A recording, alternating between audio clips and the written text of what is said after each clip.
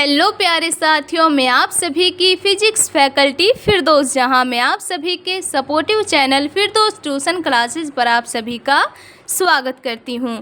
तो प्यारे साथियों, आज के इस लेक्चर के अंदर हम पढ़ने वाले हैं वैद्युत स्थितिज ऊर्जा के बारे में। तो मैं आप सभी को ये भी बता देती हूँ कि आज इस लेक्चर के अंदर जो ये टॉपिक है वैद्युत स्थितिज ऊर्जा का, ये हमारा एक थ्योरिकल टॉपिक होता है, बट कभी कभी पेपर में पूछ लिया जाता है। तो मैं आप सभी से यही कहूँगी कि आप इस टॉपिक को भी एकदम ध्यान से समझिएगा और तैयार ज़रूर कर लीजिएगा। तो आइए बिना समय गंवाए आज के इस लेक्चर को स्टार्ट करते हैं।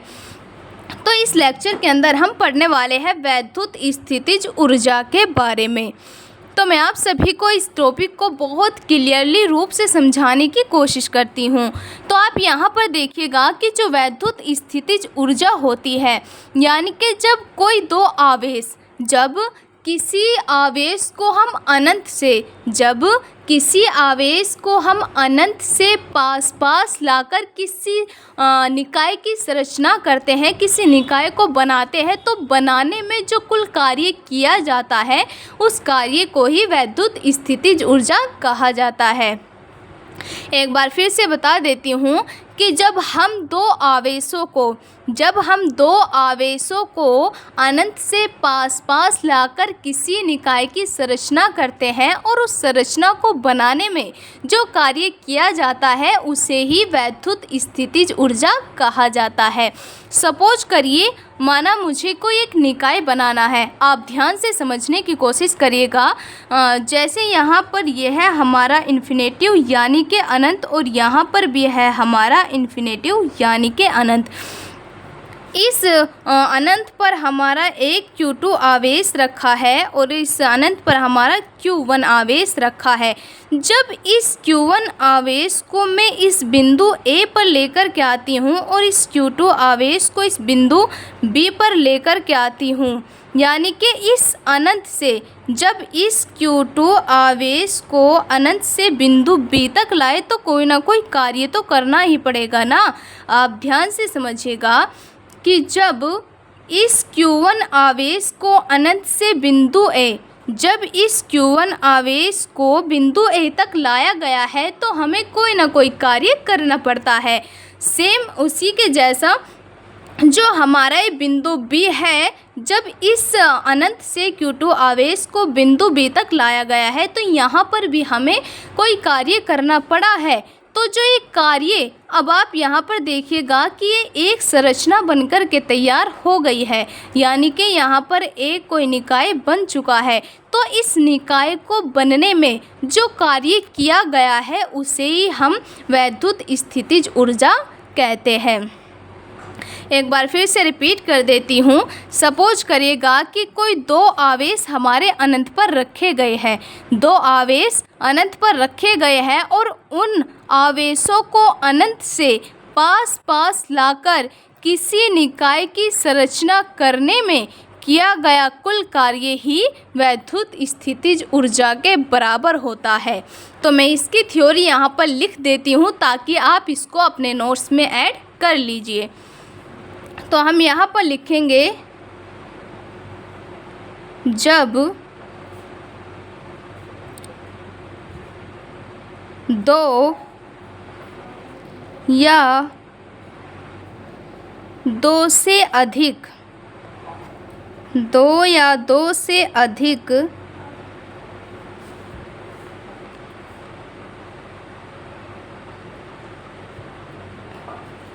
आवेशों को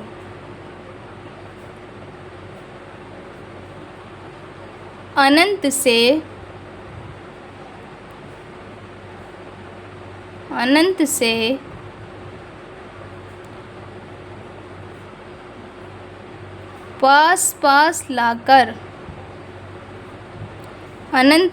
पास पास लाकर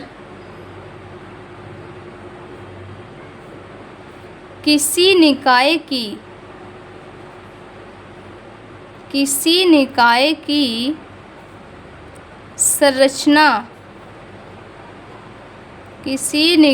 की संरचना करने में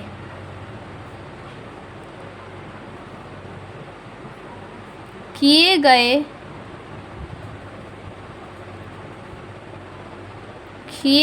कार्य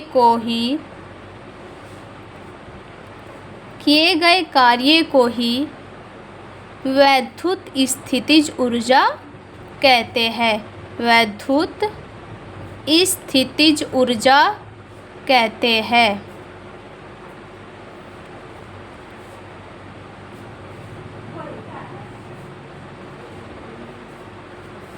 एक बार फिर से रिपीट कर देती हूँ कि जो वैद्युत स्थितिज ऊर्जा होती है, सिंपल सी लैंग्वेज में अगर कहूँ तो इस प्रकार से होगा कि अनंत से जब दो या फिर दो से अधिक आवेश है, अगर हम उन्हें अनंत से लेकर आते हैं और जब लेकर आ जाते हैं तो जो निकाय बनता है, उस निकाय के बनने में जो हमें कार्य करना पड़ता है, उस कार्य को ही वैद्युत स्थितिज ऊर्जा कहते हैं। लेकिन फिजिक्स की लैंग्वेज में हम इस प्रकार से लिख सकते हैं कि जब दो या दो से अधिक आवेशों को अनंत से पास लाकर किसी निकाय की संरचना करने में किया गया कार्य ही वैद्युत स्थितिज ऊर्जा कहलाता है या फिर वैद्युत स्थितिज ऊर्जा कहते हैं।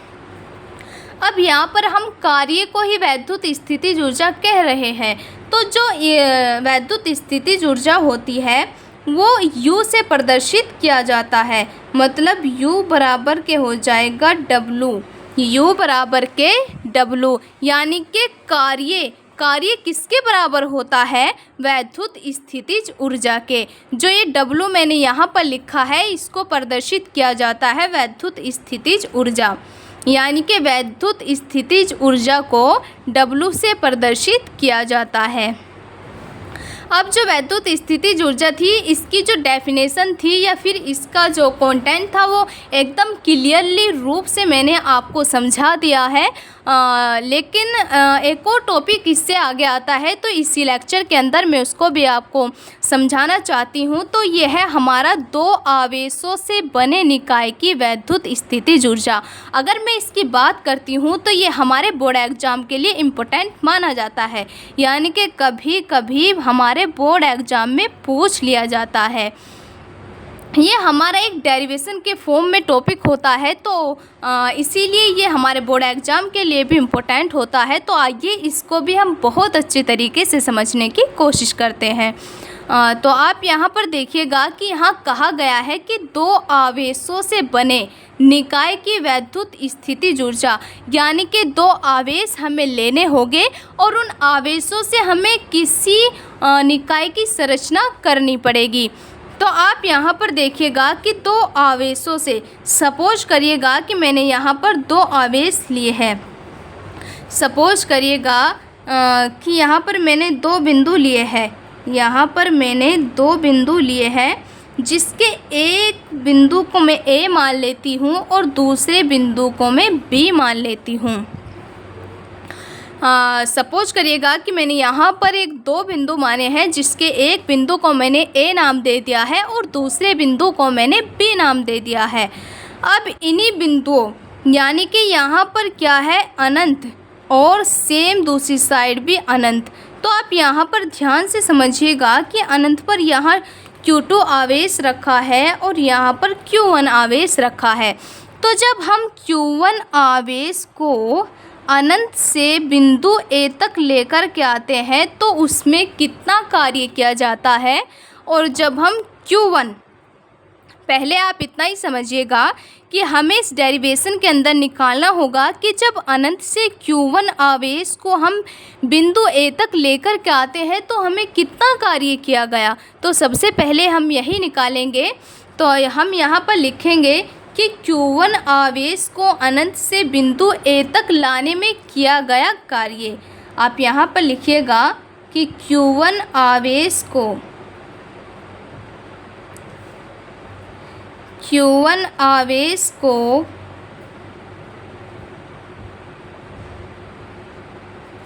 बिंदु A तक, Q1 आवेश को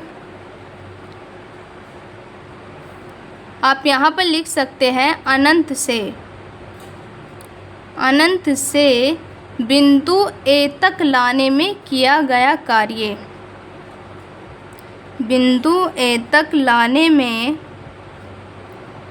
किया गया कार्य।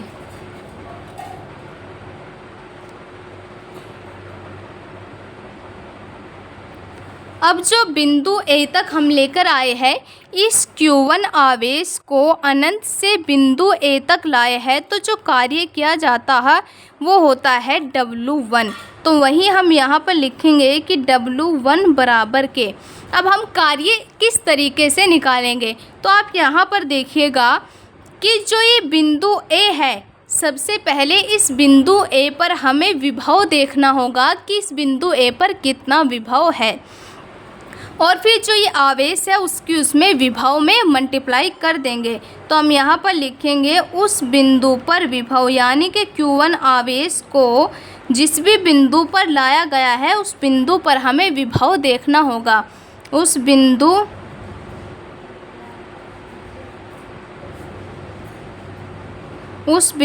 पर विभव गुणा आवेश, तो ये हो जाएगा W1 बराबर के। अब आप यहाँ पर ध्यान से समझिएगा कि जो Q1 आवेश है, जब हम इसे बिंदु ए तक लेकर के आ जाते हैं, तो क्या इसके बराबर में कोई दूसरा आवेश रखा है? नहीं। अभी Q2 अनंत पर है, लेकिन इस बिंदु ए के आसपास कोई भी आवेश उपस्थित नहीं है। तो जहाँ पर कोई आवेश उपस्थित नहीं होता है, वहाँ पर विभव का जो मान होता है वो शून्य होता है। तो हम यहाँ पर लिखेंगे कि जो बिंदु ए है, इस पर विभव का जो मान होगा वो 0 होगा। फिर हम मल्टीप्लाई कर देंगे Q1 की, क्योंकि Q1 को हम इस बिंदु ए पर लेकर के आए हैं। तो इसी प्रकार से हो जाएगा W1 बराबर के। जब आप किसी संख्या की या फिर किसी परिमाण की 0 में मल्टीप्लाई कर देते हैं, तो वो सारा ही परिमाण शून्य हो जाता है। तो जो हमारा कार्य किया गया है वो 0 यानी कि शून्य कार्य किया गया है, कोई कार्य यहाँ पर नहीं किया गया है।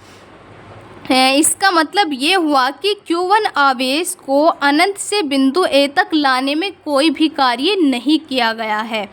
अब सेम उसी प्रकार से हम यहाँ पर इसको निकालेंगे कि Q2 आवेश को जब अनंत से बिंदु B तक लेकर के आते हैं, तो उसमें कितना कार्य किया जाता है।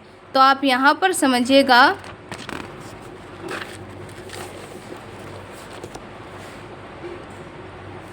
हम यहाँ पर लिखेंगे Q2 आवेश को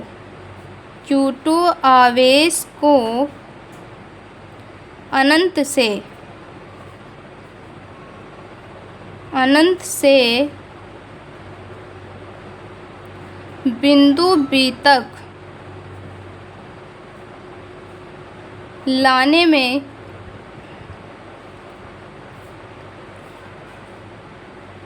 किया गया कार्य। तो Q2 है, तो इसीलिए हो जाएगा W2 बराबर के। फिर इस तरीके से लिखेंगे उस बिंदु पर विभव, यानी कि Q2 आवेश को जिस भी बिंदु पर लाया गया है उस पर विभव देखेंगे। तो यहाँ लिखेंगे उस बिंदु पर विभव गुणा आवेश।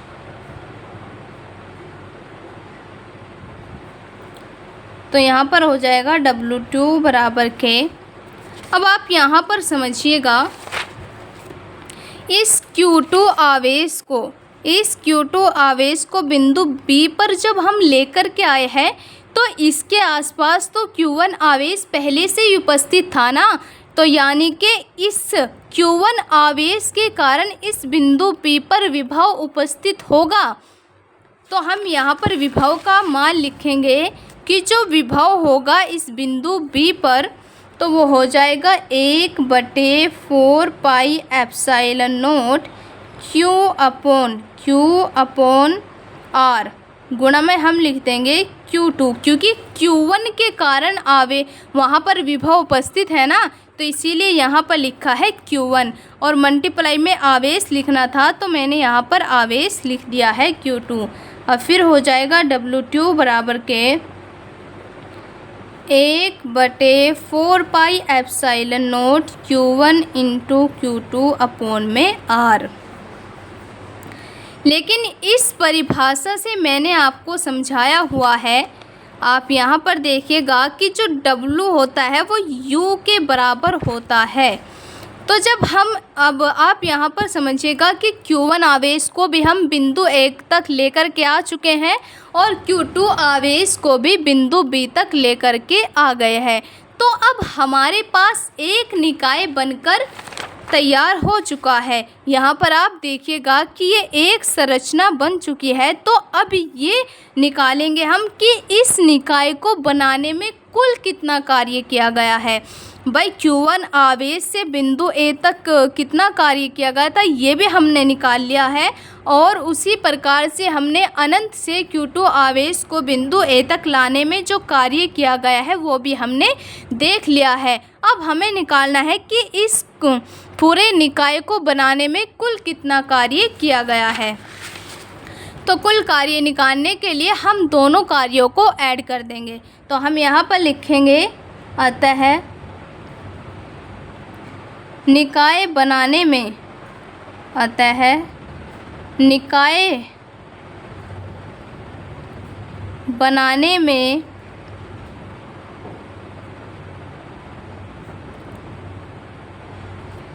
किया गया कुल कार्य को हम प्रदर्शित करते हैं W से। कुल निकालने के लिए हम W1 प्लस W2 दोनों को ऐड कर देंगे। अब आपको भली भांति पता है कि जो W1 है इसका मान था हमारा 0 प्लस के W2 का मान हमारा यहाँ पर दिया गया है 1/4 pi epsilon note Q1 into Q2/R। अब जब हम इसको 0 में ऐड कर देंगे तो हमारा सेम यही आ जाएगा 1/4 pi epsilon note Q1 into Q2 upon में R। अब हमने यहाँ परिभाषा से पढ़ा हुआ है, परिभाषा से कि जो U होता है वो W के बराबर होता है। तो इस W के स्थान पर हम लिख देंगे U और आगे का सेम लिखेंगे 1/4 pi epsilon note Q1 into Q2 upon में R। तो फाइनली अब अंत में ये जो सूत्र आता है वो दो निकाय यानी कि दो आवेशों से बने निकाय की वैद्युत स्थितिज ऊर्जा का व्यंजक है। तो मैं आप सभी से यही उम्मीद करती हूँ कि आपने इसे बहुत अच्छे तरीके से समझ लिया होगा। ये हमारा एक जो डेरिवेशन है ये इम्पोर्टेंट डेरिवेशन है, तो आप इसे ज़रूर से तैयार कर लीजिएगा। और अगर हमारी क्लास आपको अच्छी लगती है तो प्लीज़ इसे अपने दोस्तों के साथ शेयर ज़रूर कर दीजिएगा और कमेंट में अपनी राय ज़रूर देना।